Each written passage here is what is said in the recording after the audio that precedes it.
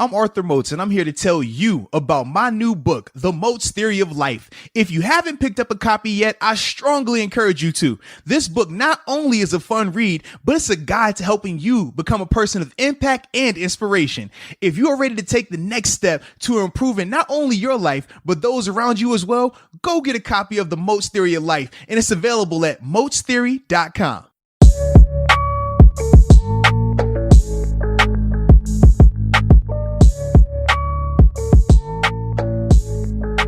What's up? It's the Arthur Moats Experience with Deke. I'm Arthur Moats, and that's my main man, Deke. What's up, bro? Man, I'm living the good life, baby. Another beautiful day in Pittsburgh, Pennsylvania. Game week, Division 4. I mean, all the accolades and pomp and circumstance that you could really desire, you know? So I'm really hyped about that.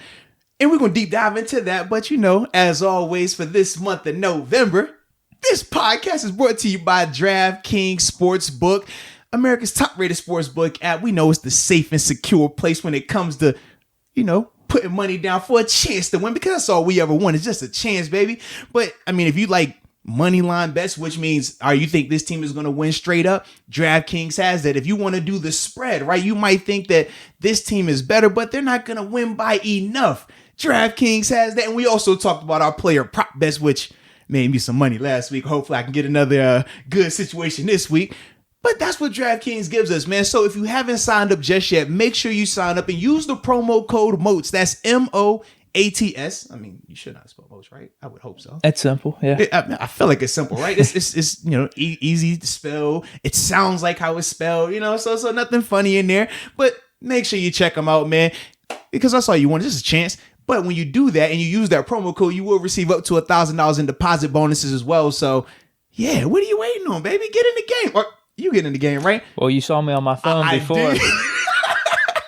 I was dialing up some bets I'm sure we're going to talk about later. Without a doubt. Something I got my eye on, so yeah. Bro, in fact, it was funny because typically, you know, you don't get quiet. You know what I mean? Like you chill, but it's always like you're interactive, you're attentive. It was like a 5 to 10 minute window of you was just over their head. I'm like, you good, bro? Hold on, man. I'm eyeing something right now. The app has a good layout. What can I say? It is, man. So without a doubt, man, check out DraftKings and use the promo code MOATS, baby. But this week, man, we did have some not so good news. After the game, they got results back for Vance McDonald, and it was revealed to the team that he had tested positive for COVID-19. And then through contact tracing, they deemed Big Ben Roethlisberger, Vince Williams, Gerald Hawkins, Jalen Samuels as high risk or were in very close proximity to him. And they're on the COVID reserve list as well. And what that means for the team is those 5 guys, Vance included, aren't allowed in the building for the next, I think it's 5 days, I want to say. And this was obviously the test. They would have got the results back late Sunday, Monday timeframe. So that would mean they can't be back around the team until Saturday. Now, Coach Tomlin has already said that he anticipates everyone except Vance playing Sunday, barring them having a positive test. But they have to work remotely, so they're not allowed to be around the guys, not allowed to be within the facility.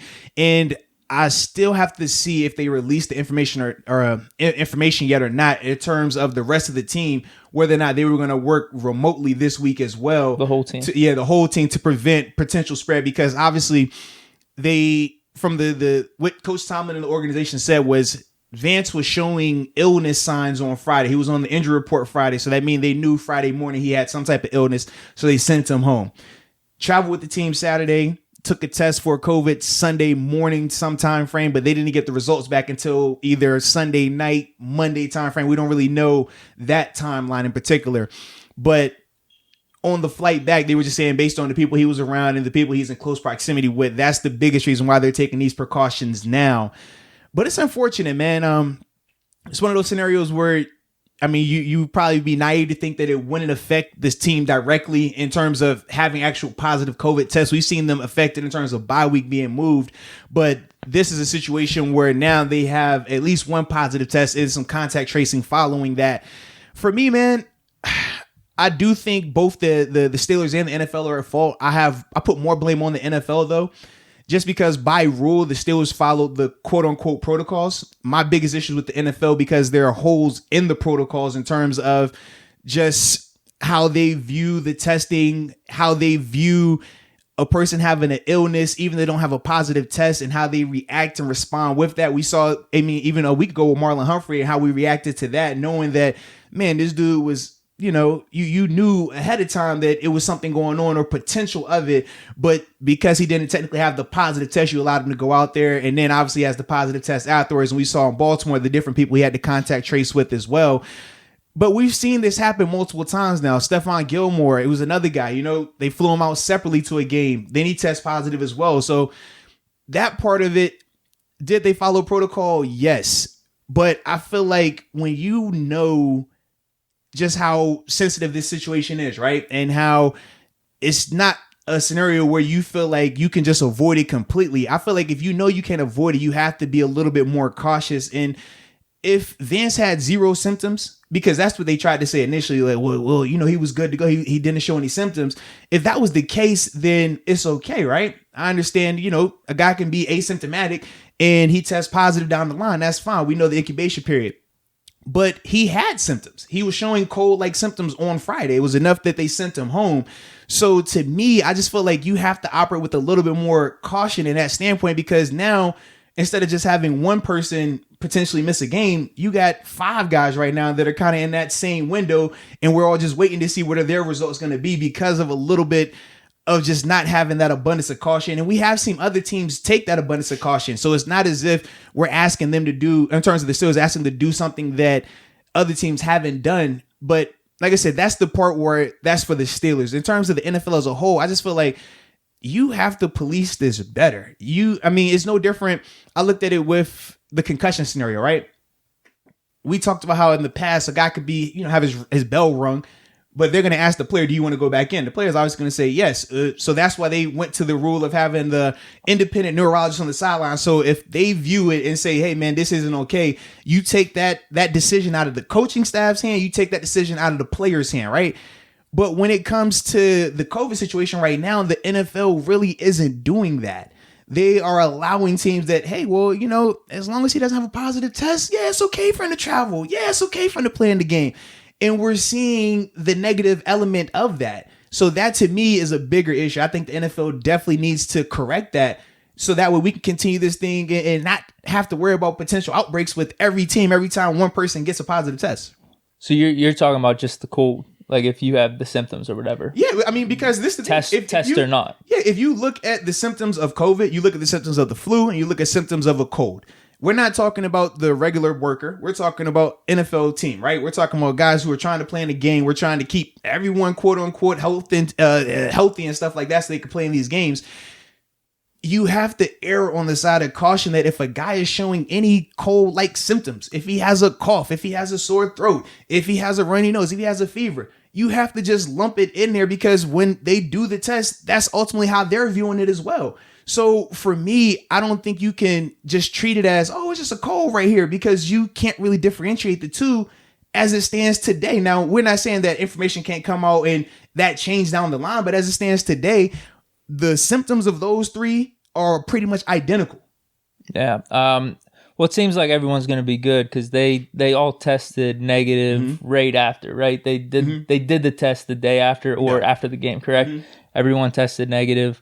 So yeah, they're just, I guess this is just their whole precautionary or guidelines with the NFL to where, Ben, Vince, that's Hawkins. more so because of throughout this season, we've seen where a guy tests negative and then 2 or 3 days later he tests positive, where a guy has 2 negative tests and then through incubation after a couple of days a positive comes out. So it's not even the Steelers operating with the abundance of caution that I was just talking about. That's more so them just following. Well, that's the guidelines. That's the NFL guidelines, correct? And it's happened with the Ravens. It happened with Matt Stafford last week, where happened with the Raiders, happened with the Titans. Was it with the Ravens where was it? How many players was it? 7 or 8? Yeah, did all of them come back except Humphrey? I didn't look into who all came back after that. Stafford came back. So I mean, the percentages are there. That all right. I think these guys are going to be good to go. So that's what I'm hoping, and that's what I'm thinking as well. Yeah, and for for me, it's less about who plays and who doesn't play. It's more so the flaw in the system, because today is Vance and these group, right? And the group that we just named.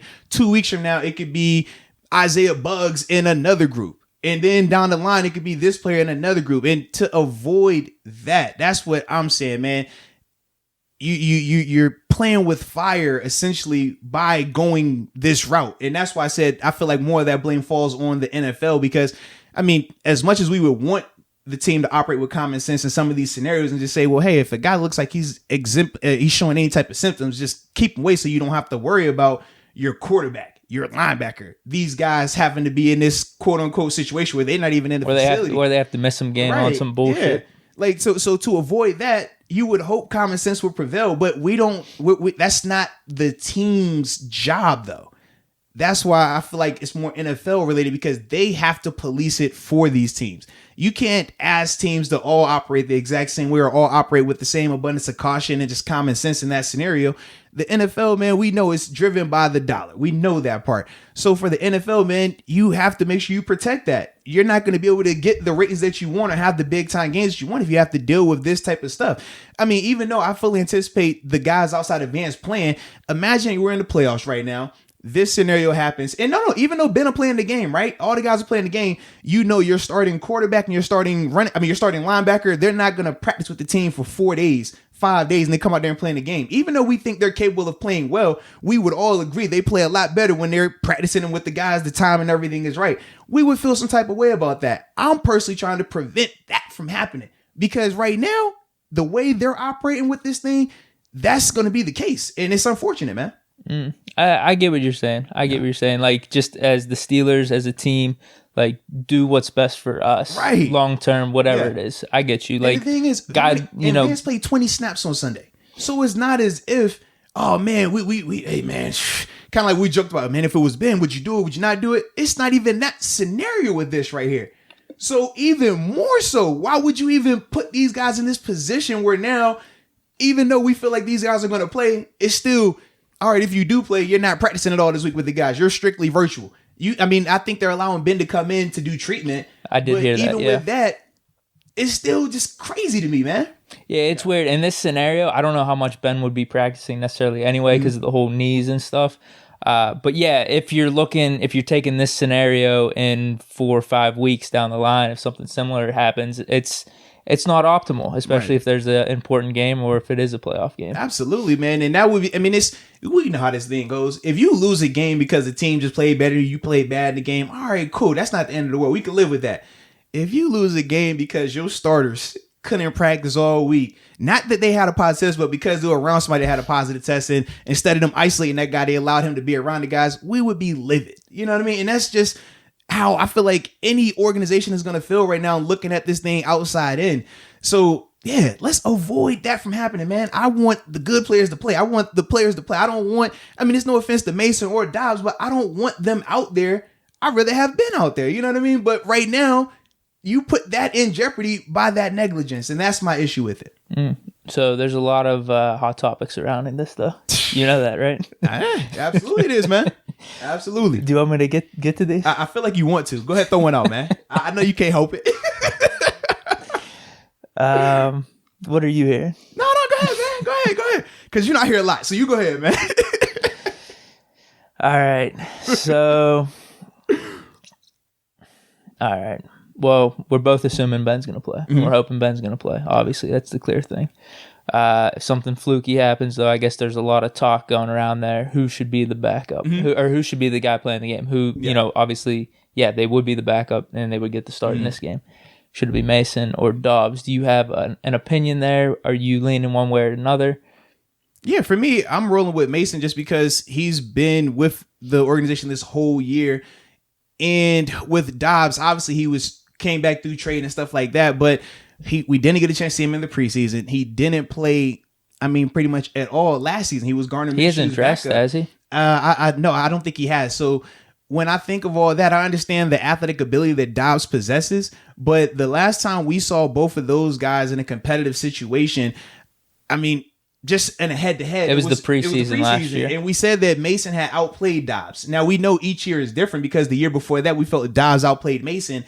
But knowing all of that and at least seeing Mason get more experience last season, even though it was sometimes trial by fire, we said at the end, man, that Jets game, he was on a higher note. That's the weird thing. Yeah. That is definitely the weird thing. We felt like it ended on a higher note, whereas we haven't seen any of the positivity from Dobbs just yet. It's still more so just he's athletic. It's the unknown factor. Yeah, it's the unknown factor. So to me, that's why I'm leaning more Mason, but I feel like either one of those guys is gonna be a issue if you put them out there at this stage in their career, because they are not Ben. It would be a drop off. We know that for certain. We've already saw that with Mason last year. I don't think it's a knock on either one of those guys, but Ben has been for a reason. That's how the whole thing operates, which is why I was even more frustrated when I found out that they knew he was sick on Friday. Why would you even have this guy traveling around? Oh, God, there you go. God, my quarterback, man, don't do this, man. You know what last year felt like, man. You saw what last year felt like.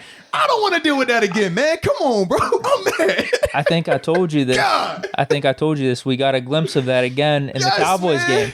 It was freaking night and day, dude. And I said, even with that, right?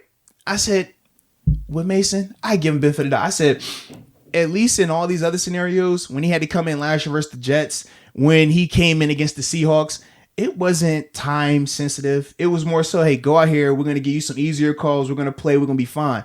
Cowboys, it was, bro, we weren't supposed to get the ball back. And then it was, oh, you got the ball back and you're in scoring range. Don't turn it over. Right, we kind of want to score though too. But we want to be a little aggressive, but not too aggressive. So I just felt like that scenario was so drastically different than the Jets game and the Seahawks game, which he came in, and even for Duck, when he came in against the Bengals midway through, or even the Ravens. Yeah, or even the Ravens game. I just felt like those scenarios were drastically different because it wasn't hostile, man, we need you to move this ball, but don't turn it over. We want to get points here.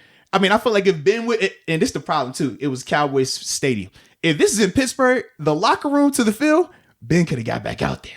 In Dallas, man, to get to the locker room, bro, it's like a 10-minute walk, bro. I'm not, no exaggeration. To get to the locker room from the visitors' locker room to that sideline, bro, it's like a 10-minute walk. It sucks. All right. So that's why I said when I saw we got the turnover, I was like, it's Dallas. He ain't coming back. Wait, did you think he was coming back second half though? Yeah, I did. Absolutely. I did too. Absolutely. My friends didn't think so. I was like, come on, he's coming back. What are you guys saying? He already led the touchdown drive there. Ben, to me, when it comes to the injuries, I always say Paul Pierce. He's going to give you the dramatics of, man, I can't walk, or man, my elbow, this and that. But he comes right back out there and plays as if nothing was wrong. We saw how bad he looked limping right going out the tunnel. He come back in the second half, man, you wouldn't have told anything was wrong with that man. We've seen how many times he's been hit. Now he gets up, he plays with his elbow, coming to the sideline, he massage him. He go out there and throw the ball like there's nothing wrong. So for me, and that's why even last year, we were at the game when he got hurt versus the Seahawks. Yeah. What did we say the whole time? Bro, he coming back. He coming back. It's going to be like the Raiders game. He going to be back. And then until he didn't come back, like that's how I look at Ben when he's injured. I don't believe Ben's not going to play until he does not play. I always think that, man, he's going to play. Dude, 2015, after the Bengals game in the playoffs, he did not move his arm for the whole week. I'm talking, he would come out to practice, just had the jersey on, had the arm tucked in the sleeve. You thinking my man got his arm cut off. We did the walkthrough on Saturday. He was throwing the passes left-handed. We like, Lord, it's over, bro. Like, man, we were hurt. I promise you we were hurt because we felt like, we were good enough to advance. And even we were, and that's even with Le'Veon being down and D'Angelo being down, AB being down. We said all three. We said we still thought we were good enough, and I've been watching Ben. I'm like, bro, he's throwing left-handed, and I'll walk through right now. It's done. It's over. And then you get out there and like, man, him and Martavis, dude. Him and Martavis. That was an epic game. So for me, that's why anytime I see Ben do any type of limping, shaking the arm, it hurts. I don't buy it. Not at all. And then. Also, you listen to him post game. They say, "Hey man, how your knees feel, man? It's kind of significant." This old dog got something left in him. I'm good. It's minor. It's nothing. That's what he said right after the game. So I said, if anything, if Ben was gonna play it up, that would have been the time. Man, I have some questions at first. I didn't know if I was gonna make it back out there, baby. But it's for the team. I put the team on back. I willed it to victory. Like I was expecting that. No, it was nothing. I'm good. So now, after I heard him say that directly after the game, don't sell me this whole, what's the knees? Is he going? Nah, he's going to be out there. Unless they physically tell him, look, man, COVID, you can't play. That man going to be out there, bro. Well, and that's how I feel about him not practicing this week. Yeah. I really don't care. How many times have we seen it because of injuries? You brought up the perfect example, the Bengals and the Broncos game where he lit up they were supposed the number one defense in the league for over 300 yards without AB, all that. Also, I saw this video pop up on my Instagram feed, the Browns game, whenever he came in and Landry was the starter. I guess they had him sitting just for maintenance, injury, whatever. But the difference in that scenario, because I did hear somebody try to bring that up as it pertains to this, difference was he had already missed games because of the MCL that year. And that was supposed to be his first game back. So that's why he went in with the mindset that Landry would be the guy. And then when Landry got hurt, he went out there. But he had already practiced that week. We felt confident with him. It was more so because that would be his first game back. Whereas this, he came back. He played the second half. And he looked fine. So yeah, I'm like, I ain't even going down there to buy that, man. Well, yeah, just in general, without him practicing. I mean, even with you bringing up that point, how many times throughout his career has he just not practiced or been that, I guess, affiliated with the team and they're practicing going into a week because of those injuries? Yeah, like, for me, the no practice doesn't. I'm not concerned about Ben any way, shape, or form in that standpoint.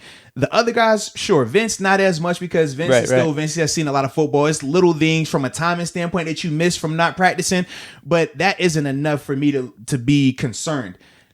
But now, if this thing were to be other players that we could go down the list of that maybe aren't as polished, maybe aren't as experienced, then it becomes an issue. It's a reason why you practice. It's a reason why it's significant. We've talked about that.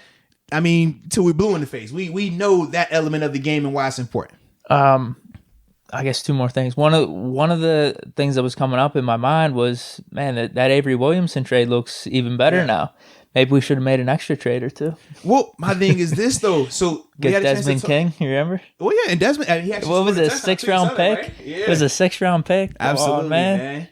Absolutely. But I will say, we talked with Avery again on the show that I was doing or whatever. Wait, he came on again? Yeah, absolutely. Friends of the show? Yeah, good little friend of the show, man. He did a little 15 minutes, you know what I mean? Little talk. But even with him, he was just simply saying how the only negative is he hasn't had a chance to practice and be in the building with any of these guys. And yesterday we talked, I think it was like 3:15 time frame. He still didn't know what the protocol was going to be for them practicing this week, whether it was going to be virtual or not. So he still felt like, he's confident and he feels like he can go out there and play. But he said that's like the biggest thing that makes him a little uneasy is because he hasn't had a chance to run through this stuff. It's easy to circle it on paper. It's easy in the controlled climate. And then we see, guys who've been in this defense for multiple years now, we see how they get kind of wacky at times, man, when it's live action. So that was the only thing that he was concerned about because remember, he dressed, but he haven't have a snap, not even on special teams last week as well. I didn't know that was the plan that he was going to dress. Yeah. Well, because of the lack of depth inside, but it was more the way he communicated it with us was it was a break in case of emergency type situation where, all right, if Vince goes down or Spillane goes down and we don't, you know what I mean? Like if he would have went in and got like a pick or like a sack or something out of the blue, everyone would have went nuts. Absolutely. But he said that was the plan. Now he obviously said that he's communicated with Danny Smith to at least see a special teams role until defense is available for him. And obviously he has to just continue to get acclimated. The dude came here. He hasn't been in the building, I think maybe one day. I think it was Saturday was the first day he was in the building, and then it was a road game, so he had to fly out. So he really hasn't even been in the building or around the guys from that standpoint. So that was another part of why he was a little uneasy about it. I think, if he does get opportunity, he'll be fine. It's going to be growing pains, though, without a doubt. Don't think that. But I do think if he were to have to play this week, he would be good enough to get the job done. Yeah, exactly. Because what if it is needed? Even though we both said obviously we think Vince and Ben and all these guys are going to play, but it's like the fluky scenario that Vince can't play. Like he'd have to have a big role. Absolutely, he would be the guy because as it stands right now, it's Spillane and you got Marcus Allen. Marcus Allen played a little bit last week. Gilbert's still on injured reserve. Yeah, so they don't have a lot of flexibility in terms of inside linebacker depth and stuff like that. So that's why, for Avery, it's critical that he does learn this stuff and not even learn it, more so refresh because it's very similar to LeBeau in terms of the communication, in terms of the overall framework of it. Now, granted, it's some different nuances and things like that Butler and Tomlin have added, but they're still very similar in terms of how they are run and how they're communicated. So for him, like I said, that was the reason why we talked about it last week, why I was still excited about it even more in terms of his productivity and what he could mean because of that carryover. But yeah, man, if he has the opportunity this week, man, it's going to be big for him. It's definitely going to be big, baby. Last one. Last hot topic. I love the hot topics, man. I love them. It's actually not that hot of a topic, I don't think. It might even be a dumb question. I don't know. Because it's my a simple... mother always told me there is no dumb question. It's a simple answer. But could the Steelers get the dub if Ben doesn't play? Could we get the dub this weekend? I think they're good enough. I think the biggest issue, you have to protect the ball. And that's going to be the case where there's Ben at quarterback. It amplifies it if it's Mason and Dobbs, though, because you understand that you don't have that luxury that we've been allotted this season. We could just score when we need to. Right. And we've seen that where, okay, we might look stagnant, but all right, we know if we got to have it right here, we have that ace in the hole, which is Ben. Right now, if Ben is not the guy, you can't allow that negativity to be around. You can't allow that adversity to be around you. I mean, we said even with the Cowboys, we talked about how talented their team was when you talk about the receivers and the running back and some of the D linemen and linebackers they had. But when you don't have the guy at quarterback, you don't have a guy that can get you 7 points, not field goals, a guy that can score points for you. That's the difference in these teams. That was the difference in the game on Sunday. A lot of reason they were down there was because of special teams. Right, yeah, the special teams, but they did a good job of minimizing their negativity. Yeah. But the thing that broke their back were the 2 turnovers. They had the fumble and they had the pick. Both of those happened. I mean, especially the pick. I mean, that's a scoring drive for them. So you could just see when you don't have that type of quarterback, which you have to avoid, because it doesn't matter how good you're playing. I mean, the Cowboys were playing probably their best game since Dak has went down. Yeah. Special teams, offense, defense. That was probably their best game since Dak has been out. But even with you playing your best game, you can't afford any type of negativity. We saw it every game last year with us. No, we had to be perfect to win. And that's my only concern if Mason or Dobbs has to be the guy. Are we good enough to win? Absolutely. But your margin of error is so small now. You have to be perfect on offense. You have to be perfect on defense. How we've been able to, we talked about, man, the defense inconsistency at times where, man, they allow teams to move the ball. They allow some splash plays. You can't do that if you don't have Ben at quarterback, because you don't have that guarantee of, we can spot them 14 points. We spot them 17 points. We know we're going to get that offense rolling. That's not the case when Ben's not out there. So that's my only concern with it. But hopefully we don't have to deal with that. I don't even know why you brought that up, man. You're making me nervous, man. Did you not see how passionate I was when I had to just think of 7 not being out there, bro? I don't like that. It's different if we got a whole all season to prepare for it. We drafted guys. We hyped up this guy, signed that guy. Okay, cool. I don't want to do that during the season. I don't want that. I feel the same way. It's just something that people want to hear. It's the hot topic that's buzzing. That's all. I just figured people want to get your opinion. I guess mine too. I'll throw it out there. Yeah, we could win, obviously. I mean, anyone could win, but it could be an ugly win. That's all. And it's kind of what you're saying. I think our team's good enough. Because like my question to you is, do you think everything we saw Sunday versus the Cowboys, if Mason or Dobbs was the quarterback instead of Ben, do you think we win that game? With the Cowboys? Yeah. As it played out, do you think we win that game? No. I don't either. And to me, I look at Joe Burrow, even though it's more talent on the Cowboys offense in terms of skill players and stuff like that, I feel like as it stands today, Joe Burrow is the better, like the way he operates with that Bengals receivers aren't bad. No, they're good. They're good. But the way I look at Joe Burrow and how he's operating that Bengals offense, it's a lot more of a threat than that Cowboys offense with Garrett Gilbert. I personally don't. Yeah, if Ben wasn't out there, I don't see them winning. If Ben doesn't come back in the second half and play the way he played, if he played how it was in the first half, they don't win that game. So yeah, I can't think of it. I don't want to think of it. Don't give me no nightmares today, man. Come on, bro. You're supposed to be my friend. Why are you doing this to me? Golly, gosh. Like I said, I feel the same way. I was very defiant against my friends whenever they were trying to tell me, "Oh no, Ben ain't coming back second half. He's just gonna rest. Injuries, whatever." I'm like, "Nah, he's coming back." I was defiant. Yeah, and then I was puking because I'm telling you, man, some of those passes. Actually, I don't want to rip on Mason. I'm good. But like you could see those passes, the out passes, and then all of a sudden Ben came in, the zip. That's all. We need Ben. Ben. Without a doubt, man. Now, You got any more hot topics? That's good. All right, I got mine. Whoa.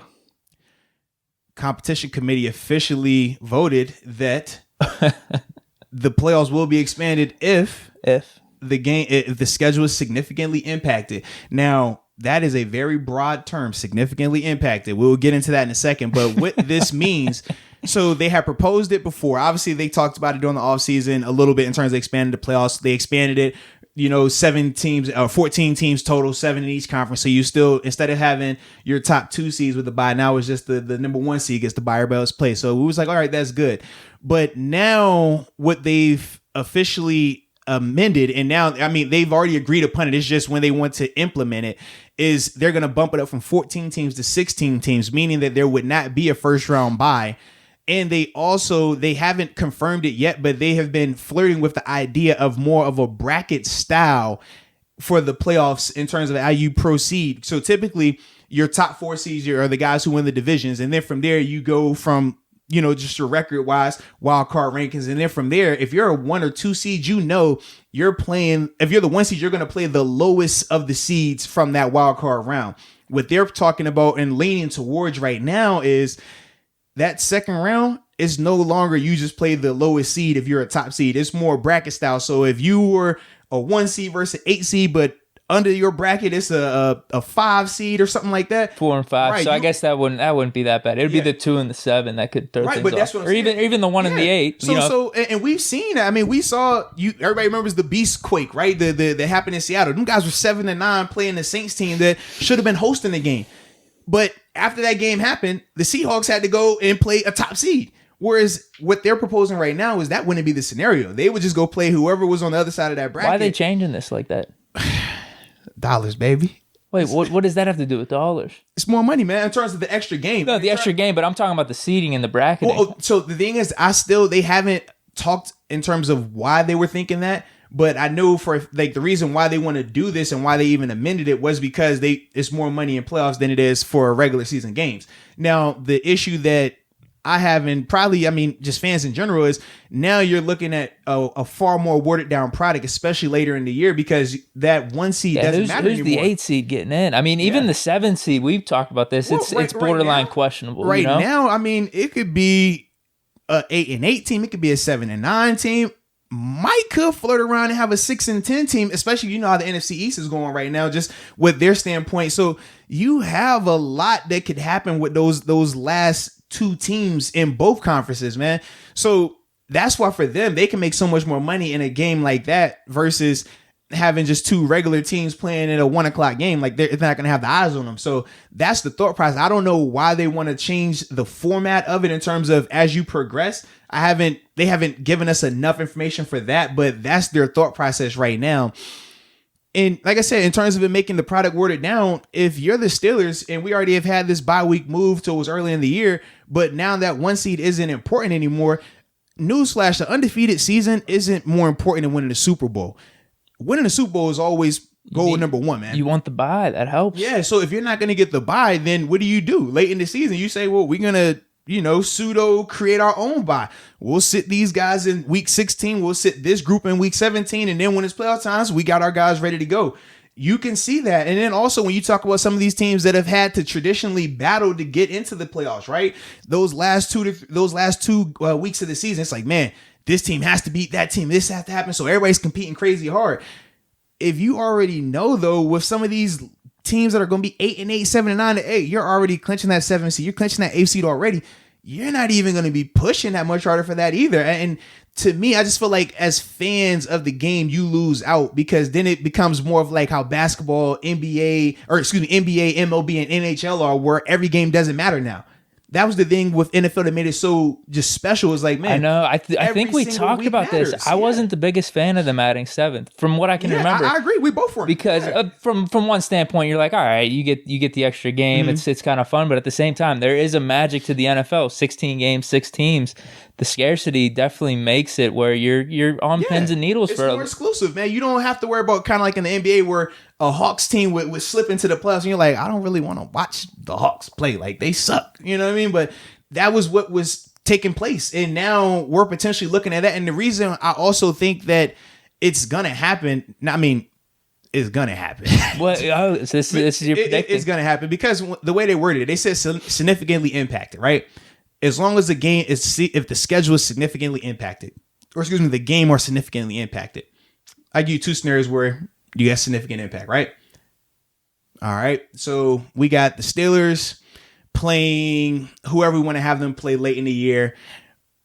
Steelers are sitting at 13 wins. This team is sitting at 12 wins. They're trying to fight out for who's going to be that 1 seed or that 2 seed. COVID happens. Game can't be played, significantly impacted, right? Cool. Okay. That makes sense, right? You would agree with me, right? Two teams competing for the 1 seed or 2 seed is significant, right? So COVID happens. They can't play. Cool. We'll be fine with that. Rescheduled to week 18. Is this right. Is this what's happening? But no. I'm just saying in general, like that would be a significant impact. So you would have to change the game, and then ultimately they would change the playoff format. And we said that's fine. Now, if I told you it was the Jets and the Washington football team, they're playing in week 17, or excuse me, week 16, and the Jets are sitting at 2-13. They get 2 dubs. And no, they're sitting at 2-13, and you got the football team sitting at 3-12. And COVID happens, they can't play that game. You think that's a significant impact? I'm just asking. You think it's what on the schedule? Yeah, because they said if it's significantly impacted, would that game not being played be significant to you? I don't know. Me as an individual or in general, because you do have to switch the schedule up though. Is it significant though? Like, do you for what? It's significant to the NFL schedule, not the playoffs though. I'm just asking in general because they didn't say significant for the playoffs. They said just significantly impacted. That's what I'm saying. It is to the schedule. Yes. So how is that game significant to the playoffs? It's not the playoffs. Okay, correct. So you still think it's significant though? To the schedule, not the playoffs. I'm just asking why though? Huh? Because you got to move your schedule around. You got to add another week. You could essentially cancel that game, right? It wouldn't be that big of a deal. Neither one of those teams would be going to the playoffs. We're talking about a team with 2 wins and a team. I don't know if they've ever done that. I don't think That's what so, I mean. I don't think they're trying to do that. But we know this year they are thinking that type of stuff, right? But the reason they say it's significant is who cares about the game being played? Who cares about them making the playoffs? But the significant element is draft position. So now that's a you fair can't point. even go with the argument, because that was the argument yesterday was, well, man, significant impact as long as you're top teams. Well, all right, yeah, we want to see them get those games played. We want the seed and we understand the impact of it. But who cares if it's this bum team over here and that bum team over there? No, that does matter. That could change a franchise for 15 years. Absolutely. So now you see why I'm telling you, like, bro, it's gonna happen, because we already seen that they even made the announcement, I think it was yesterday, that this week alone they've had that's double the most COVID tests that they've had. They're at 56 right now compared to, I think the high in the past was 26. So would they have considered anything up to this point before? Are we going on week 9? Yeah, we're on week 9 right now. Okay, I'm getting lost with all these numbers. No, it's week 10 now. Okay. Yeah, we just finished up week 9. It's confusing sometimes. But anyway, would they have considered anything that happened up to this point significant? No. Is it just simply whatever happens where they have to add a week? The way they've said it right now is from now on. Okay. But we all know how the NFL has been operating this year. They will make a change, and yeah, you just got to deal with it. So that's why for me, I'm like, they can easily make that argument from a retrospect standpoint that, well, man, that game kind of was impacted. We had to move that a little bit. So, it's significant. Give them the extra playoff teams. Like, so that's why for me, I'm already leaning towards it being that, bro, because that's significant. That's why I said when they said significantly impacted, it's such a broad term that it is true. It could be any two teams. Yeah. No matter even if it is the Jets, right. It could be any team. Could that impact you being the 10th pick or the 15th pick? And I can say that's significant. We see just when you're talking about moving up in the draft, what you have to give up to move up one spot, let alone, you talking about when you get these top 5s and top 10s and stuff like that. So when you word it like that, and they've already approved the format in terms of you can enact this they've already agreed upon that. So for me, that's why I'm already leaning towards, like, yeah, it's gonna happen, man.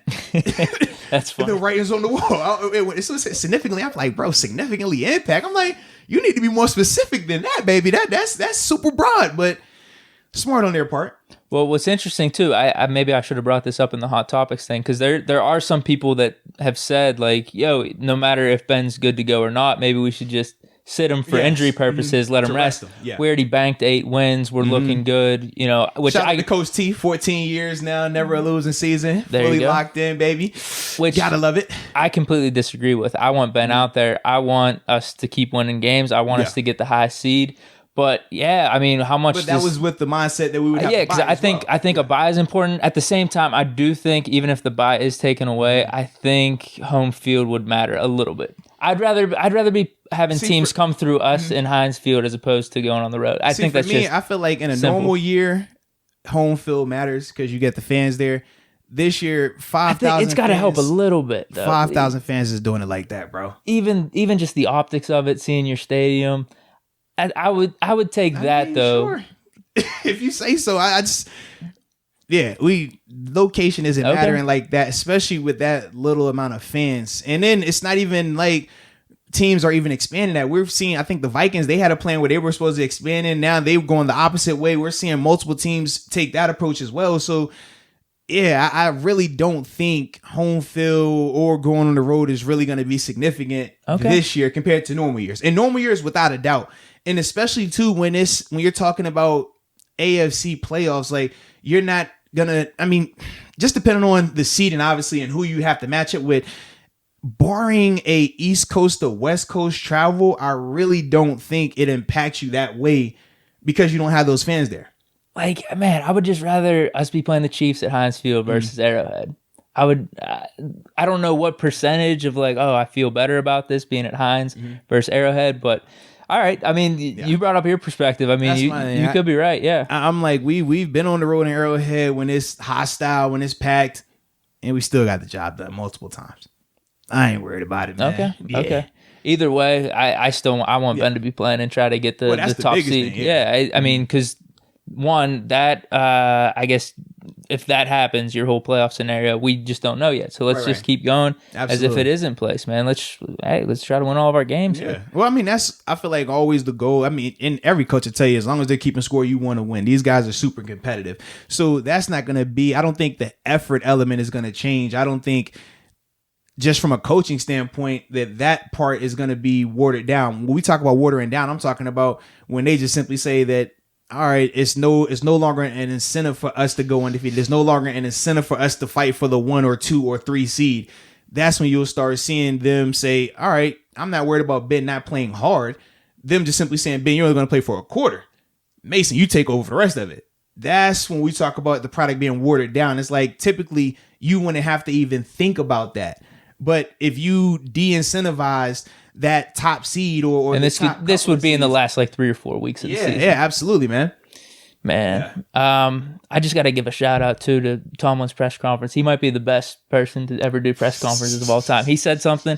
I heard. I was watching ESPN or something. They popped up his clip, and he said the guys that what was it? The guys that have to stay home that were under these precautionary measures for COVID, they're gonna have to sharpen their swords at home away from the team. Like that's incredible to say. Sharpen your swords. Dude, I just got to give him a shout out.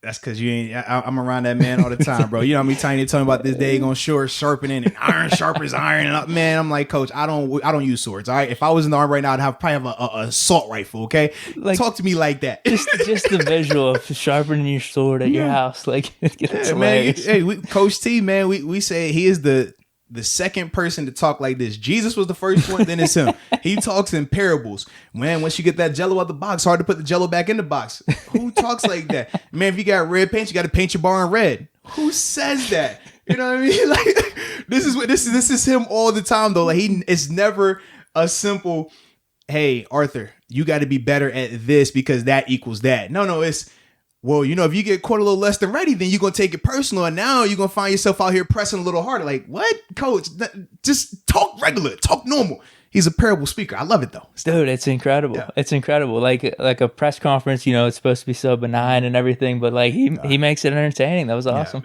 Yeah, man. That's every single day he talks like that. You like, Coach, it's Wednesday at 4:00 in the afternoon, baby. I just want to know, is this cover 3? Well, you know, when you got yellow paint, man, you got to paint with it. But what you can't do is paint with a broad brush. What, Coach? Is it cover 3 or cover 2? Dang, man, you can't paint with a broad brush, right? Now, when we're looking at it from that perspective, it could be that. But are you caught less than ready on this play? And is that why it's looking like, Coach? I didn't ask for all that.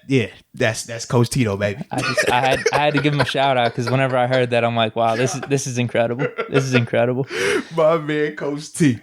I like it. You got any more hot topics? You had yours. I had my one. We're good? I'm good, dude. I like it, man. What? No longer a hot topic. This is a fun topic we're about to go to right here, baby. This is a topic that's going to include some money, or at least the chance to make some money.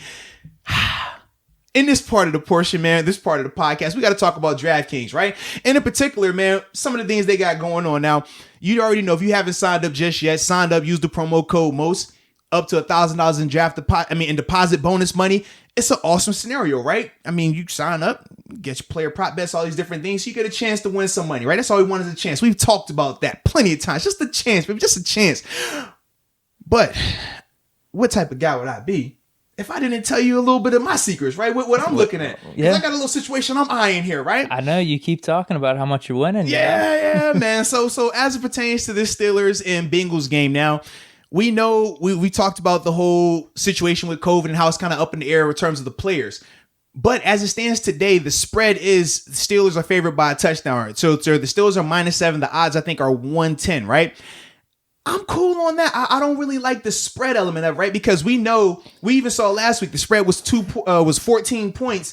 And even with the full gamut, we still didn't cover. And that Burrow has covered a decent amount of his games too. You look at the average margin of some of their losses, it's like 3, 4, 5 points. Absolutely. So you see already when you're talking about that 7-point mark, guys coming in that haven't practiced, potentially guys having to step up and playing new roles. I don't like that. But what I do like is this. It's two things.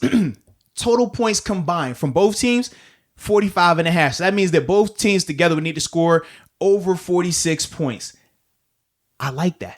I personally think it's going to be the under in that right now. Depending on how you feel about it, you can go with the over or the under in terms of that 45.5 for both teams combined. The odds are pretty much identical. In fact, to go under is -110. If you go over, it's -115. All right. Yeah. So you really aren't. It's not that big of a difference. Just personal preference for me. I think, hey, looking at these guys and who are out there, I think it'll be under that, right? But this is where you get it. So Steelers money line, which just means if you think the Steelers will win straight up, which I personally do, those odds, the odds makers think they're going to win as well. They're -265, right? So those are terrible odds if you did that by itself. But here's the kicker. Okay. Parlay. Who don't love a little parlay, my friends? Parlay, parlay, parlay. And no, I'm not talking about Captain Jack Sparrow, baby. But when it comes to the parlay, if you parlay total points under 45.5, along with Steelers winning money line, now you get +163 for your odds. So now you're flirting with doubling your money on two bets that we think are pretty easy in terms of you think Steelers win money line. You like that under? Well, that's why I said you can go over or under. Okay, The odds are pretty much identical. Whatever you're feeling. Yeah, and that's why I said once you parlay them together, it's either going to be +163 if you go under, and I took the under because the odds are better, so you get the +163. Or if you go with the over, you just get +155.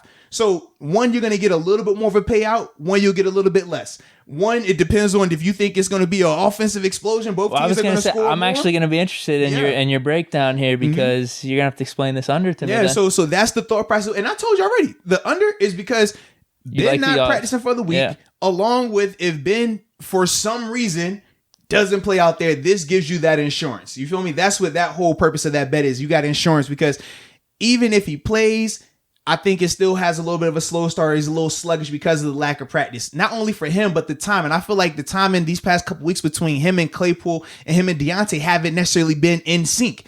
That isn't going to get better with them not being out there practicing together. So that's one of the bigger reasons why I'm thinking that. But then, like I said, the insurance of if I have to have Mason or Dobbs out there, I don't have to worry about, man, can these guys find a way to score 2 touchdowns or find a way to score that third touchdown if we can't get it? And do I think that Joe Burrow is going to be able to score multiple touchdowns on our defense?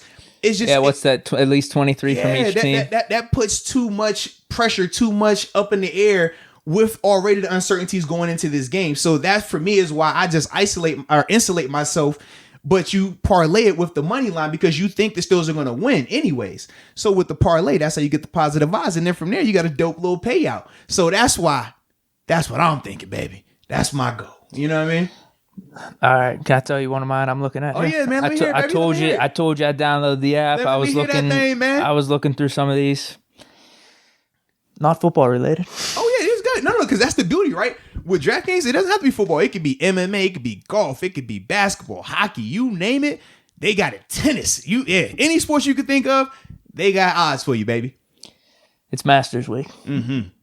Which I personally think is a terrible idea by the Masters, man. Why would you schedule this for this weekend, bro? Come on, bro. Wait. What if it was the weekend prior? I'm just saying in general, it's football season. What do you think? They need to move back the Masters. You got to have the Masters at some point here. You either move it back or wait. I don't feel like you do anything during football season. We talked about how the LA Clippers, bro, we said this, right? The LA Clippers got upset in the playoffs.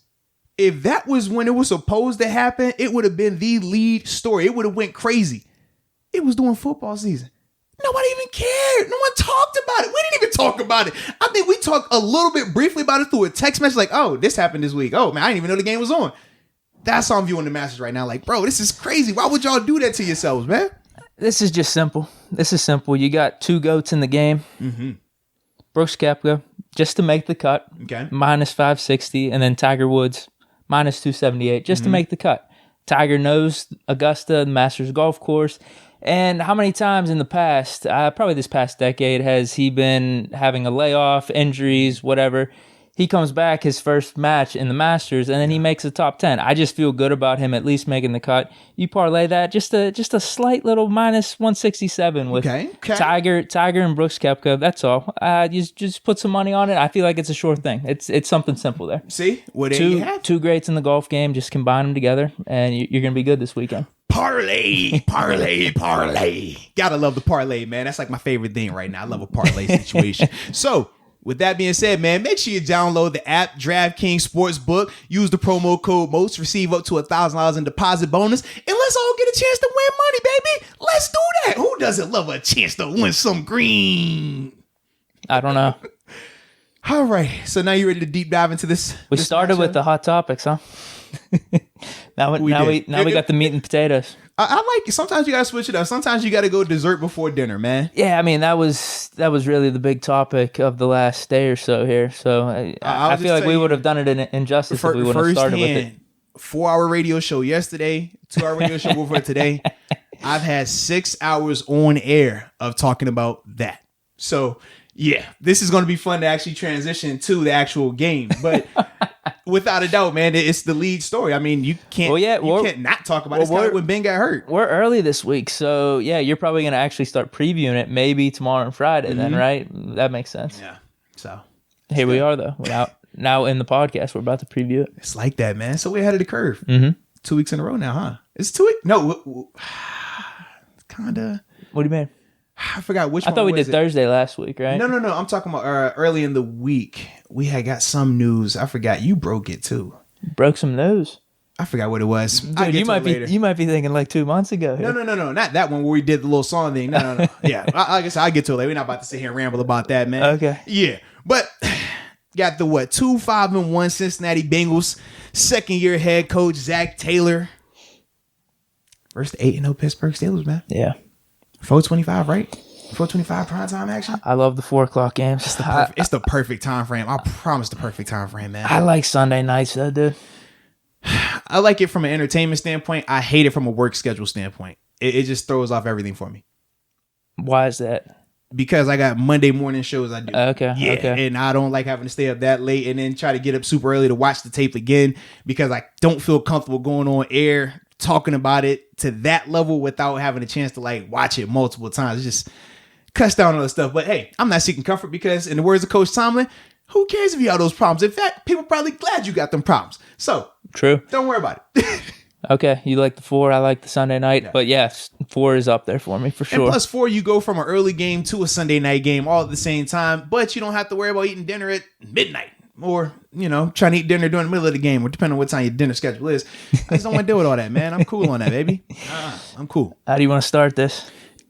I mean, we always start with offense, right? You're not superstitious, but you got the beard going. You've been keeping it going. Even though I will say, you got the hat on again. You haven't always wore the hat. Yeah. I've been wearing hats this whole time. Yeah. Every episode? I don't think it's every episode. Definitely not every episode, man. I don't know, but that hasn't been part. Too? That's not part of the regimen. You sure?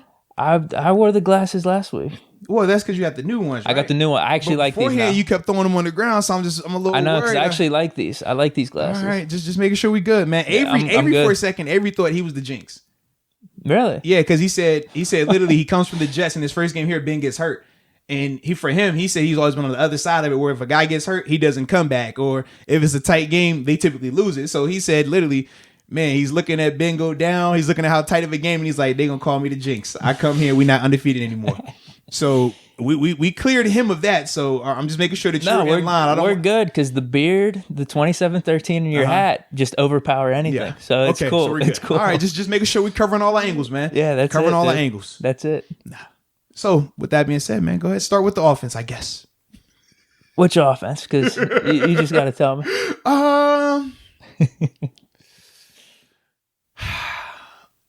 We will go Steelers offense this week. Steelers offense? Yeah. I feel like we flip-flop it. Yeah, it's fine. That's fine. Okay. Our offense versus their defense. You want me to start? Well, because I know you got it right here, man. Ben it's is easy. The answer. Been here, been there, been everywhere. Yeah, their defense isn't that good. Let's just be real. No, without a doubt, yeah. One of the key things that I think I've even heard some people on TV say this, and if you just look at the stats, you watch some of their games, they're letting up a lot of rushing yards. Their run defense is not that good at all, and I think every lead back or main back from all these teams, they've had success on them. Yeah. They've been averaging at least 4.5 yards per carry, and some of their games would be even better if it wasn't for the game flow. Like, I know the Colts running back, he did pretty decent, but some of these guys haven't had those attempts. The guys that have had the attempts have had big games against Cincinnati. So just in general, I think literally every game throughout the season, running backs and the offense's running game has had success on the Bengals. So the obvious thing there is all right, let's start running the ball. The problem is, man, I'm not feeling too hot about our running game after these past 2 weeks. Yeah, because the Cowboys' run defense hasn't been the best, especially since Dak has been down. Ravens, you could chalk that up to tough game. Yeah, tough game. Rivalry game. You throw the records out the window, throw the stats out the window. I'm trying to think. When was the last time we saw them consistently run the ball? Would it have been Texans, maybe? Did we look good against the Titans? I don't remember that. No, I mean, we had to go with the empty hurry up and Big Ben take over in the second half. That's been the case. The Titans. We had the offensive explosion in the first half, throwing the ball. Yeah, and then we couldn't do anything in the second half. Hold on, can I look up the Titans? But no, just in general, that's kind of what I'm thinking. Is their defense isn't that good. All right, let's try to get the running game going, but I don't want it to be a same scenario as we've had the past 2 weeks. Right, you trying so hard to force it. Yeah. So, all right, let's just say maybe our running game isn't going to be as hot as we think going in here. Maybe we got to focus on the passing, which, if that's the case, I feel really good about. It's the same thing we've been talking about with a lot of these defenses. It's like, pick your poison. I hope our running game can get something going, just because the Bengals are that bad. I would feel even more discouraged going forward if we can't get something going. Yes, indeed. So let's try it, I guess. But with Ben as the quarterback, the offense, receivers, they don't have any names on defense, and they've also done a poor job in pass coverage and pass defense as well. So I'm not concerned about their defense that much. I'm really not. If anything, it's just more of, all right, is our offensive line going to block good enough for the running game, and are we going to be doing what we're supposed to do on offense? That's really it. It's just we're our own worst enemy here. Yeah, very true, man. We definitely are.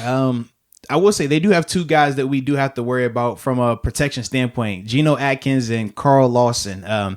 Those two dudes get after the passer. They create havoc. We've seen it. I mean, even because they didn't play last week, they had the bye, but versus the Titans, man, Lawson has some impact plays from a passing standpoint, forced some turnovers just with the pressure that he was putting on Tannehill. And historically, Lawson has been able to have some success against Al, and there were matchups that they've had and stuff like that. So I do think that those two guys have to be minimized. More so pass-wise, I'm not worried about the runs-wise, but with the run game, if we just try to sit here and line up and just blow them off the ball, I don't know if we're capable of that right now because we haven't really been seeing that consistently. I do think we would have to go back to what we saw earlier in the year with some of the pre-snap window dressing. I think when we get back to doing that, I think that will fix a lot of the inefficiencies in the run game. Right now, we're one-dimensional. We will play gun. I mean, you watch the Bengals on tape, the Bengals look like us offensively. They're in the gun 90% of the time. And they're throwing that ball. They're not running anything. Now, obviously, Joe Mixon's been down. He's missed the past 2 games dealing with a foot injury. So that's been a large part of that. But they're a one-dimensional team. Now, Joe, when they play well, it's because of Joe. When they play bad, yeah, it's sometimes because of Joe. So with Big Ben in our offense, because we're one-dimensional right now, it's going to be very dependent on him playing well. Now, we already talked about him not practicing this week. We still think he'll be able to go out there and play well and get the job done. But you just see how much pressure you put on him exclusively when we operate like that. So that's why for me, I would love to see us get back to doing some of the pre-snap shifts and motions that we saw early in the year where we had multiple 100-yard backs for the first 4 or 5 games. And it didn't matter who it was. It was Benny Snell one week. It was James Conner one week. We saw multiple guys have success running the ball. Maybe we could see if McFarland could but be a little X factor. But here. if you line up McFarland and you just say, hey, you guys, offensive line, we're not shifting, we're not motioning, just blow these guys off the ball, it's going to look like how it did last week. That's my biggest thing, man. So I think you'd have to get back to that. But in turn, getting back to that means you slow the tempo down a little bit as well. And we know with Ben, how he's been, more, I guess, pushing that whole up tempo and seeing what he can do from that standpoint. It's pros and cons to both of them. Yeah, obviously, we talked about it. Yeah, I feel like we operate better when it's a little bit of a speedier pace. But like I said, it makes you so one-dimensional right now as well. So that's my only fear. But I don't think that they are going to be able to impact us in that standpoint. I just think, like I said, take care of the ball. That's the biggest part. And as long as it's been out there, you feel you have more of a luxury in terms of you can have a turnover or 2 and you'll be okay. You can have a get stopped on 4th and 1 and it's okay because you have that. If he's not that guy, then now you have bigger issues. So as long as Ben's there, we're under the assumption that he's going to be playing. So I just checked the Titans, and our running game wasn't too great there. It was James Conner, 20 carries for 82 yards. No. I think you're right. In the first half, it looked pretty good. Yes. Second half, it didn't. And then ever since then, it was the Ravens game and then the Cowboys game. Yeah. So that's just a combination of why we're not feeling as good about our run blocking and our run game just in general. Yeah. What were the numbers versus the Eagles? Because that was the last one before that bye week, right? The Eagles were the last one before the bye. I think Connor was good in that game. Am I wrong? Hold on, let me see. Because I know up until then he had multiple 100-yard rushes. He had 3, yeah. Yeah, he had 3 out of, it was like 3 out of 4 or something like that. All right, hold on. That was, Titans was week 7. Week 6? No, it would have been was that 5, the Browns? Because it was the bye week. Oh, yeah, I forgot the Browns. Were the Browns were after the bye though, right? Yeah, definitely. Browns were after the bye. Our bye was week 4, so week 5 Eagles. What do we look like? All right, hold on. Here we go. I got it pulled up. We won 38-29. That was for us to go 4-0. I'm just trying to fill the space here. I was like, all right. Low battery popped up on my screen. I have to go into low power mode here. All right, here's the stats. As he has a whole computer sitting at his feet. Okay. 15 carries, 44 yards, and a touchdown. Okay.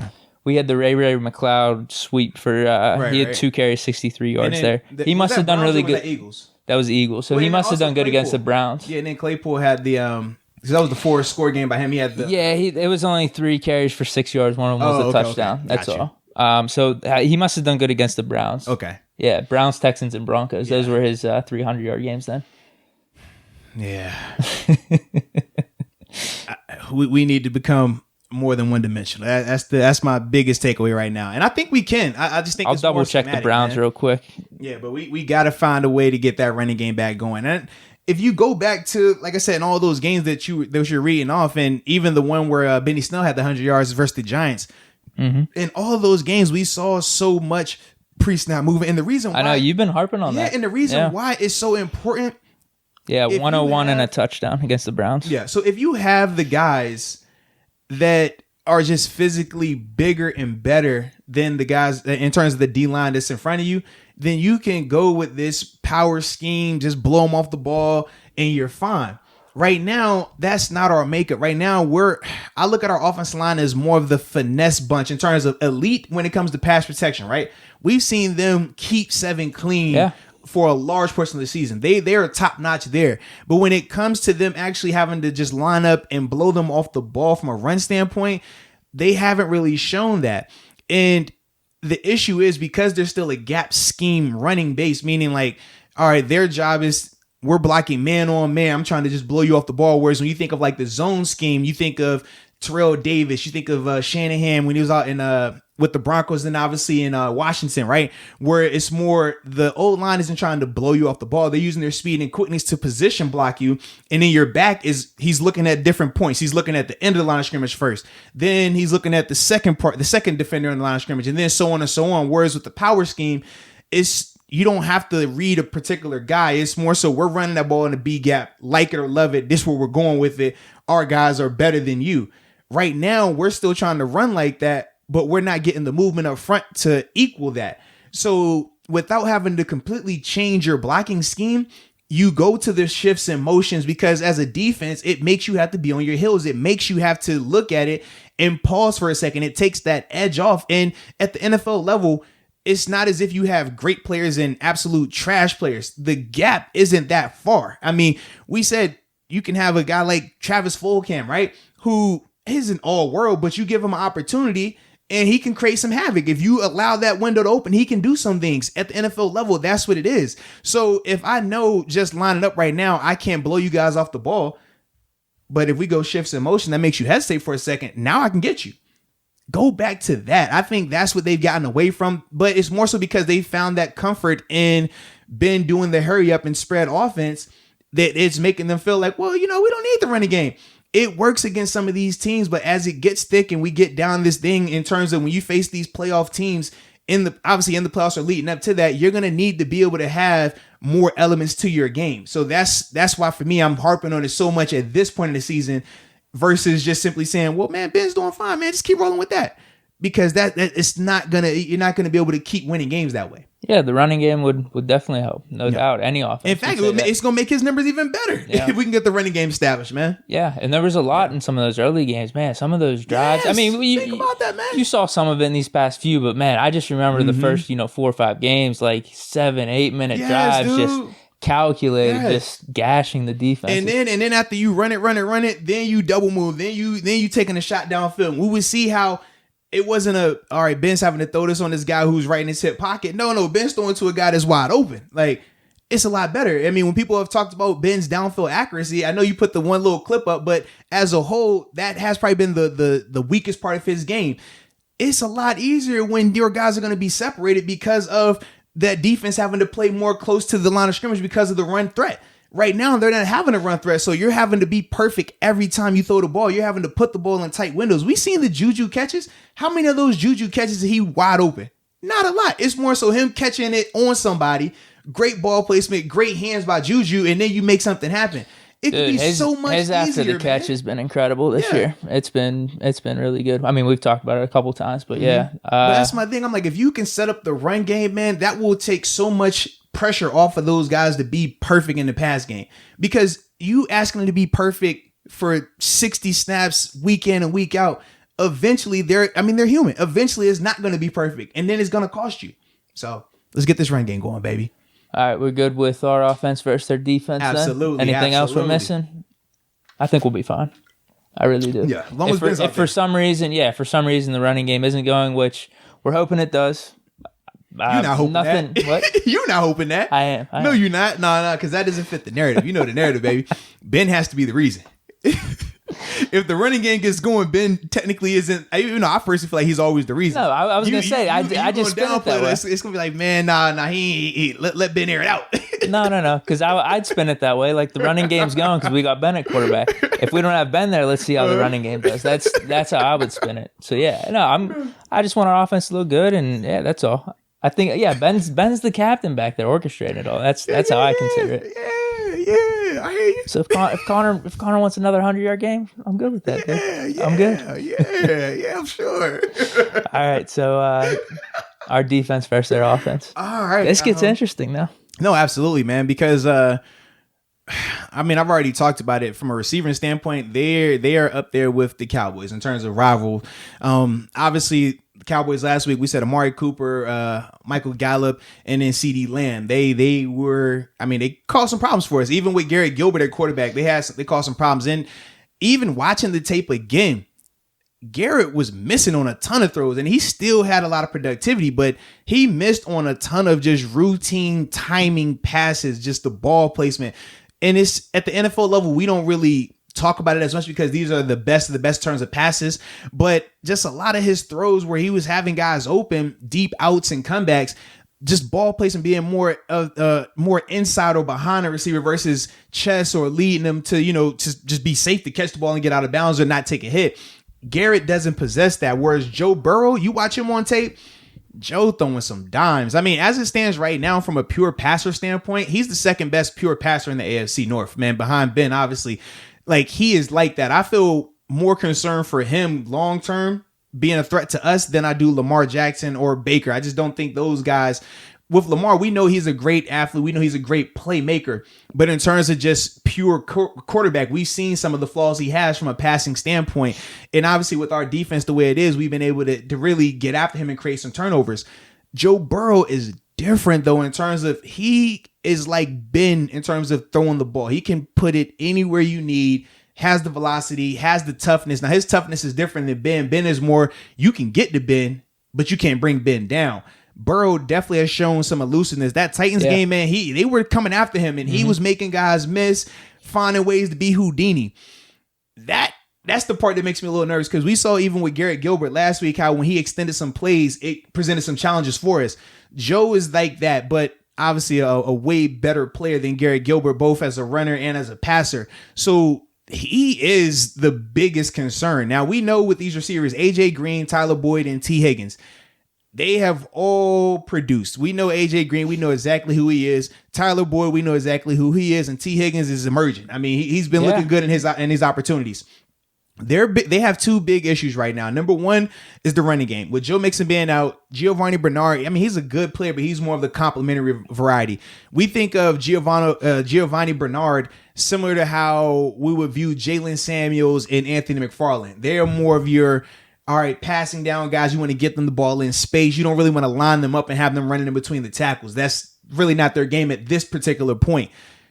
No Joe Mixon though. That's the big issue for them. And then their is he officially out? They haven't ruled him out because he's coming off a bye week. So that's why they're still kind of up in the air. Either way, you're right though. Bernard and their running game hasn't done anything. But even with Mixon, he was averaging 3.6 yards a carry. He only had one good game up to this point. But yeah, their running game really hasn't been doing anything. But the thing is, and this is why I always tell you, I'm never worried about yards per carry, because we've pointed out how this guy who's not even as impactful can have a great yards per carry. But if you're talking about the game, you're not even thinking about that guy. Whereas with Joe Mixon, that man could be averaging 1 yard per carry. You still are going to understand the importance and the significance of stopping him. So just the thought of him being out there is different. It makes Bell with the Jets last year. Absolutely. Like, we knew his stats were down. We could go and talk ad nauseum of, well, technically, this guy had a better yards per carry. This guy had better, total yards per game. But we all said that, hey, man, if we got to prepare for the two, I'm more worried about Le'Veon than I am with this guy. That's the Joe Mixon element of it, man. So regardless of what his numbers were, if he's out there, he does present challenges. He does present problems. But that's the first part of it. The second part is the offensive line. They still, like I said, they if I'm the Bengals, man, next year I'm solely drafting offensive linemen in the first 2 to 3 rounds, or I'm paying guys in free agency, because you on offense, your setup is nice, but you have to protect. Right now, another reason why they're predominantly in the gun is they can't protect and hold up enough for Joe to be under center, take a 5-step drop, survey the field without being under duress. At least with him being in the gun right now, he's been able to get the ball out a lot faster, so they don't have to protect as much. But when they're asked to protect, it is not good, man. So that's another reason why you see them a lot in the gun and why they haven't been able to run. Just gun runs aren't as effective as, when you're lining up under center and just blowing guys off the ball. That's just, one, you're starting, 4 or 5 yards back, and it's more of you're trying to catch him off guard with some of the draws and some of the elongated runs. We see it all the time here in Pittsburgh. We talk about the 4th and 1 that ended up getting stopped. It was a more elongated lateral sideline to sideline type run, which they still should have got the first down on, by the way. But that's the different styles of it compared to when you're under center, you're just downhill. You can be a lot more successful, but they don't have the personnel for that right now. So that's another reason why when we talk about teams that are built for the Steelers that I think could give us challenges and teams that I don't, that's why I don't think they could give us challenges, because I feel like our D-line should overwhelm them. Now, we said that last week as well. Right. And we both agreed that we didn't feel that the D-line really played up to their full potential for 4 quarters. We felt that they showed spurts. They showed, glimpses of dominance, but it was never hostile. It was never dominant. It was never, man, they can't move the ball on us. And that's what opened up the receivers. Absolutely. So for me, I look at the exact same way, but I'm challenging these guys even more this week because I'm like, dude, like, just don't have a repeat performance. You can't have a repeat performance, man. I mean, would Joe Burrow at quarterback compared to Garrett Gilbert? Would you say Cowboys line, Bengals line, how similar there? You saying Bengals worse? No, they're pretty similar. I think Cowboys is always going to have that allure of the Cowboys because we think of them as healthy. Remember, they only had one of their original starters. This group right here is different. They have some of their guys, and obviously, what's his name? Jonah Williams, right? He was I think it was a year ago. He was the first round pick. Excuse me. He's questionable right now, right? But if he's their best offensive lineman, he's not Zach Martin from a week ago. So depending on how you view it, I think obviously Zach Martin you get more star power there, but I think across the board, maybe I would go Bengals personnel on their front compared to the line that the Cowboys threw out there last week. But either way, when you're talking about Tuitt, Cam, Bud, and TJ, should it be an offensive line in the NFL that can block us? I personally don't feel it should be. And right now, we didn't see that consistently last week. So don't have that repeat this week. You have to say, all right, man, we have to dominate this matchup, because if Joe Burrow has time with those receivers, they're gonna present some challenges, man. That could be a real issue, you saw with Wentz and Deshaun Watson. Yeah, absolutely. If they can get some time on our defense, these receivers can get open. You can get a nice 15, 20-yard game. This group of receivers is way better than the Texans and way better than the Eagles. So that to me is why it's even more important that the D-line dominates from start to finish and creates that hostility. Now, I don't think you're going to get a scenario where we used to joke with Joe Flacco, right? We would say, man, you get to a point where you hit him enough, he'll turn it down. I don't see that in Joe Burrow's game. Joe, that's the one thing I do like about him is how tough he is. I've seen this dude take some shots.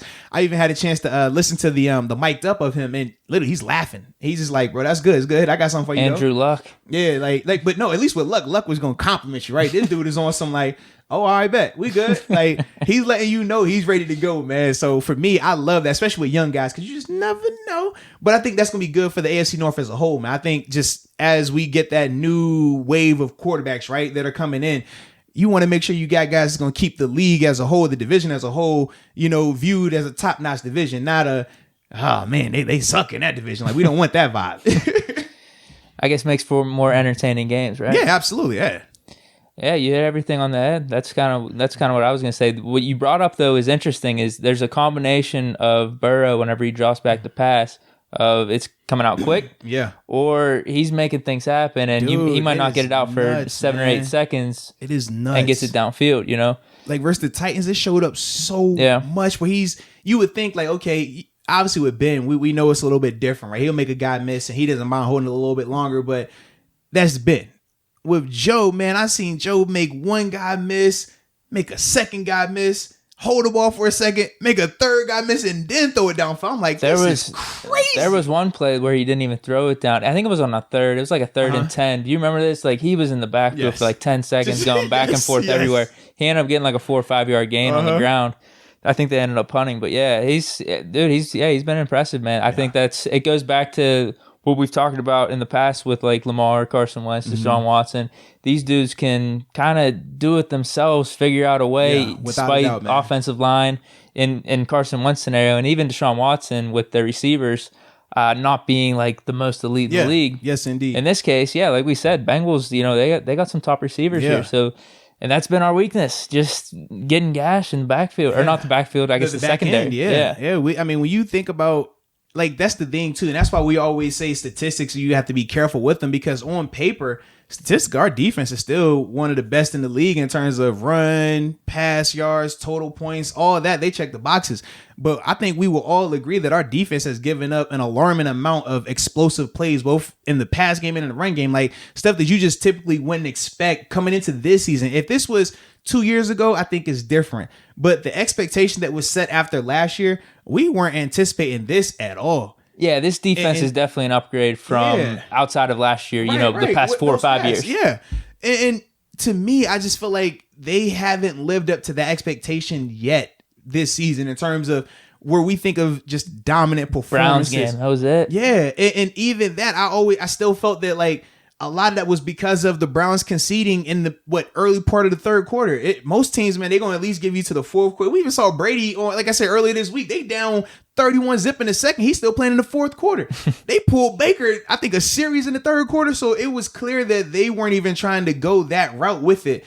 And I think that kind of played into it. But I wondered to myself, like, what happened if they really would have tried to challenge us and push us in that second half?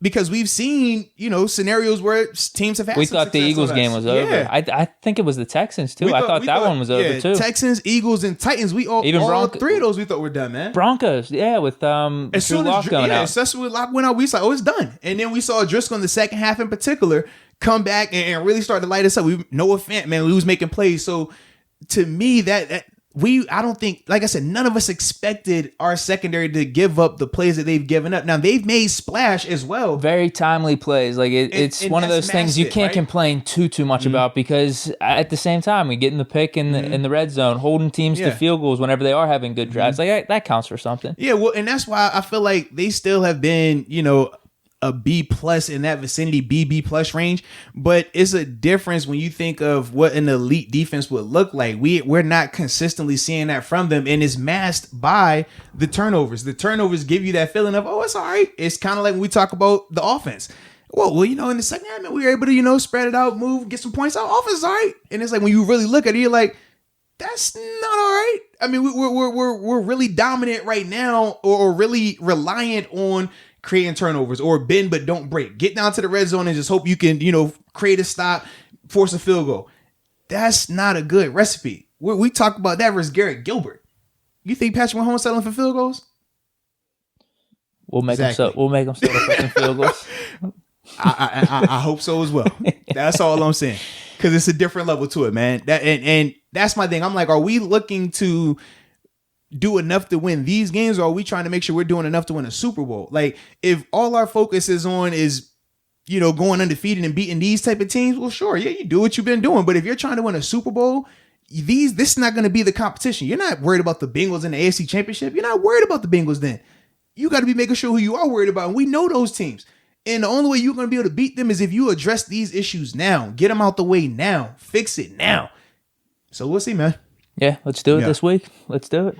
Because actually, well, no, here's the thing. That's a hot take. I'm tripping. No, here's the thing. You talking about these quarterbacks of that type of caliber that we could be running into in the playoffs. I mean, Joe Burrow, he's good though, man. You know what I mean? This is a good test. This is a good test. He's good. I'm not saying on some of these guys' level in the top 5 and 6, but so that's why for me, I was like, I didn't look at it as like I don't put him in the test category. Just that's me personally though.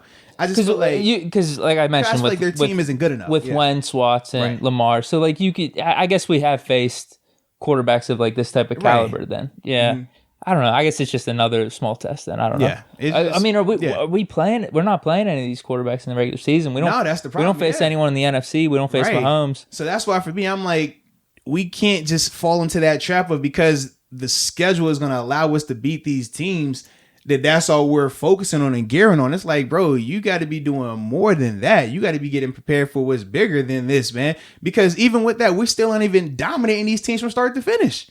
Like, we got to get it right, man. It is good getting the dubs though, and I'm trying to think though, what defense or teams have been that dominant? Maybe it's just a weird year, man.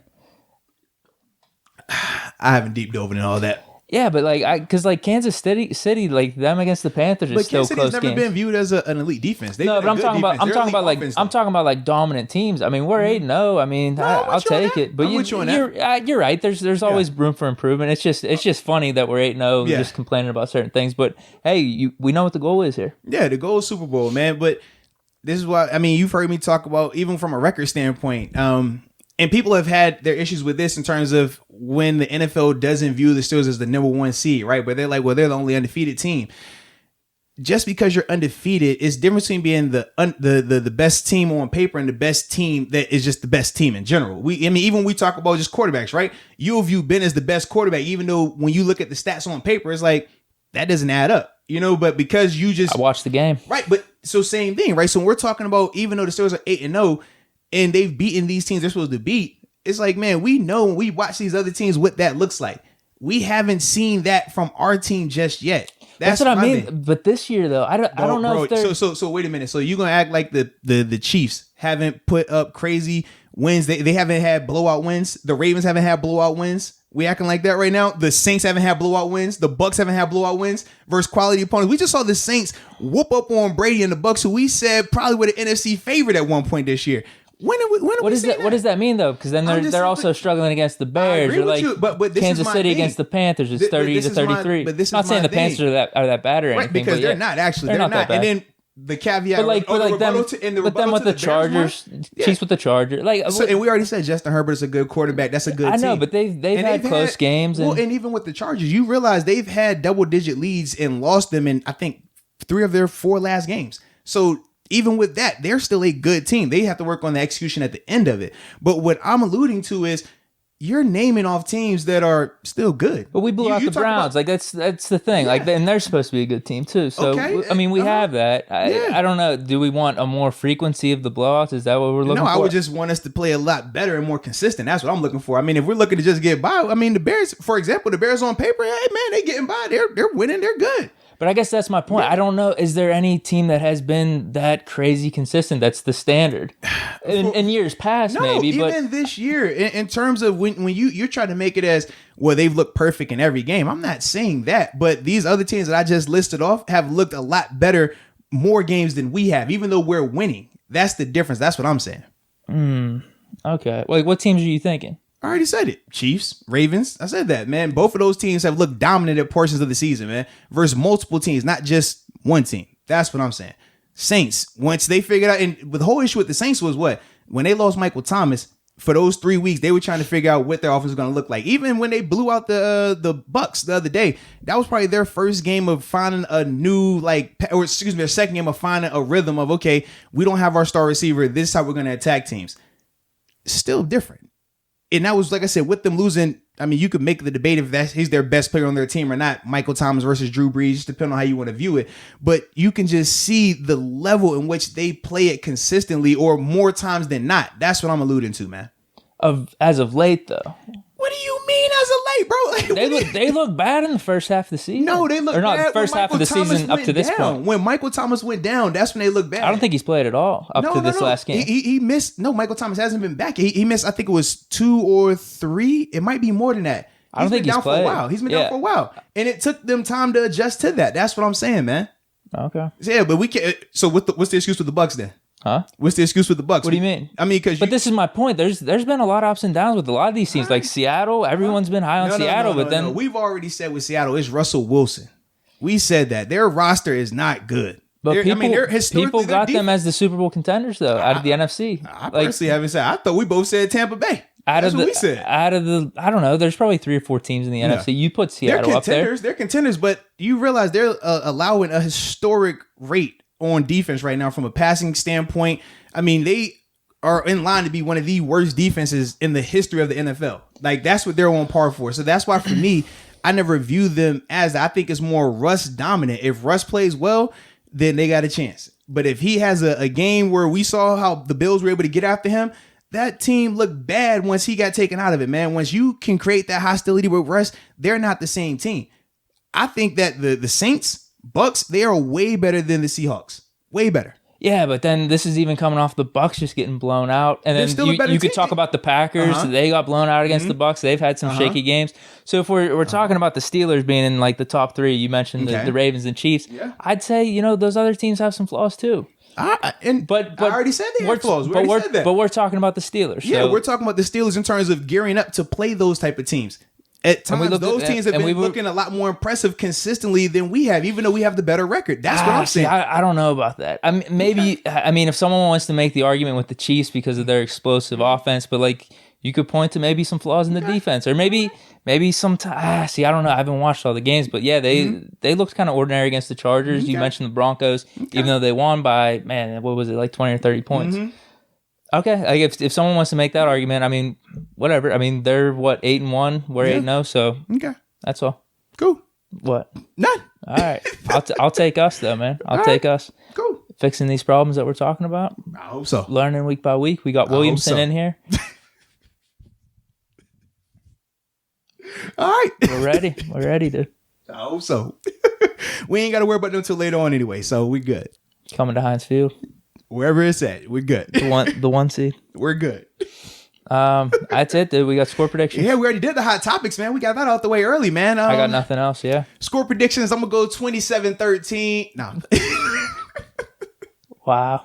How much would that mess things up? Am I allowed to go 27-13? I don't think. I don't think. Oh, man. I can't go 27-13. It feels so ideal, though. I'm over here like, 27-13, you do the math. That's the under for you, too. The under as well. Got a little excitement on offense, maybe a score on defense. How we got to get it done. You know what I'm saying? I like that. I like it. I can't touch 27-13 though, huh? I don't think you can touch either number. I really don't. I don't think you could touch either number. You can't do it, dude. It sucks, man. Oh. Well, this isn't fair. Say 28-14. Oh no, that's because we never just scored like that. We've seen this too often now, man. It's always something that's got to happen in there to add to it. Man. I don't even know if you could be that close to the number, dude. I don't think you could do that. All right. Okay. I think you gotta be like 2 or 3 numbers off each one. I'm serious. This is crazy. Ask the people in the comments. I think they agree. All right. I'll roll with it, man. I won't go 27-13. You got to somehow make it so you're matching your under here. And that's my problem, right? All right, so let me get doing math over 30 here. 30-10 gets it done. I'll go 28-14. Can I do that? 28-14. That's not too close, bro. Right? That is close. That's one number off. It's 2 numbers combined, though. It's 2 combined. I don't think you said within dude. like a number or 2. You said 2 numbers. That's 2 numbers combined. I don't think you can do this, dude. Just added them together. It's 2. Okay. I don't like this. I don't. Oh man! All right. I think that's fine. No. You know, I'll play it safe. Okay. So my third score prediction is, since I can't go 27-13, I can't go 28-14. I will go 24-10. All right. Make sure you include all that when we do our Reels video for social media. All right. So people can see that this is my third different score prediction because I don't want to be the jinx. All right. I don't want to be the guy. So I'm going to go 24-10. I don't even like the score, but you know what? It covers it. It get me paid. I'm good in all aspects. So that's what I'm going with. All right. I said 24-10, 24-10. Boom. All right. Official. Like you got to say official. You can't act like, oh man, 27-13, 28-14. Those were what I was originally thinking. You got to be certain. All right. Make it official. 24-10. You got to lock it in. Can I go 24-12 or is that too close? Oh man. Well, I think 10's good. Asking Joe Burrow, who's coming off of what they scored. They put 30 something on the Titans. Oh, gosh. And the Titans moved the ball. The Titans, they struggled in the red zone, man. They turned the ball over, had some drives stall. You give them 12. 4 field goals. Dude. Garrett Gilbert was give moving. Give him 17. Garrett Gilbert was moving. But then I got to worry about my You could do. If I go 24-17. Oh, you could do 27-17. You could do that. That's too close. You said 27. That's too close. Yeah. That's 27. So I can't go 26, 27, or 28. You made this up. I'm following the non-superstition. All right. You told me it can't be that close. So I'm kind of handcuffed here. I either got to go 25 and under or 29 and over. Mm-hmm. And I don't like either. You might need to just go back and switch your over under. You said you could go either or. No, I don't mind that, but I don't believe it either. I'm not going to throw it out there if I don't believe it. Right. Yeah. Do you think? Well, you probably do think that they're going to combine. Well, technically, your 27-13 doesn't. What was that? 40. Yeah, you coming up a little short. Yeah, but we know why I'm saying that score. No. I don't remember. You told me you're not superstitious. You just do it. It's just fun. Yeah, it's fun. Yeah, man. We're having a good time. I hate this. Gosh. Because I felt my score. I felt I had it this time. All right, so I'll stick with 24-10. That's the safe score. I'm not too close to the 27, not too close to the 13. All right, I'm still under my 45 and a half. I still got this winning money line.